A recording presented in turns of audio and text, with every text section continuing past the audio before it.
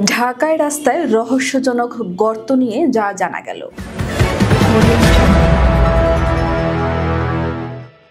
গ্রামগঞ্জের সড়কে গর্ত প্রায় সারা দেশের এমন চিত্র খবরের শিরোনামে উঠে আসে।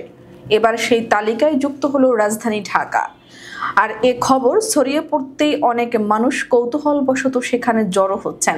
চলছে সামাজিক যোগাযোগ মাধ্যমেও আলোচনা। মঙ্গলবার বিকেলে ধানমন্ডির শঙ্করে পদচারী সেতুর 15 মিটার দক্ষিণ দিকে 68 নম্বর বাড়ির সামনের পিচ ঢালা সড়কটি হঠাৎ দেবে গর্ত হয়ে যায়।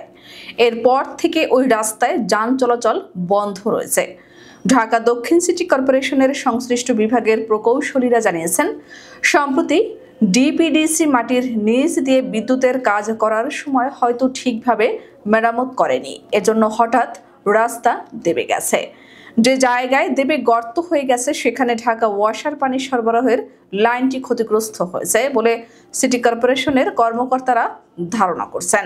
তারা বলছেন, সেখান দিয়ে অনবরত পানি বের হচ্ছে। রাস্তা ঠিক করতে হলে আগে পানির সংযোগ মেরামত করতে হবে, এজন্য ওয়াসার কর্মকর্তারাও সেখানে গেছেন। এদিকে ঘটনার খবর ছড়িয়ে পড়ার পরপরই আশপাশের এলাকা থেকে অনেক মানুষ কৌতূহলবশত সেখানে জড়ো হচ্ছেন। তাদের কেউ কেউ ছবি তুলছেন এবং বিষয়টি নিয়ে কথা বলছেন। এমনকি বিষয়টি নিয়ে আলোচনা করিয়েছে সামাজিক যোগাযোগ মাধ্যম পর্যন্ত। মঙ্গলবার রাতে ধানমন্ডি থানার ভারপ্রাপ্ত কর্মকর্তা ক্যাশন্য মার্মা বলেন, ধানমন্ডির শঙ্কর এলাকার মূল সড়কে হঠাৎ এই গর্তের সৃষ্টি হয়। সেখানে পুলিশ গিয়ে দেখতে পায় গর্তের ভেতর দিয়ে পানি চলাচল করছে।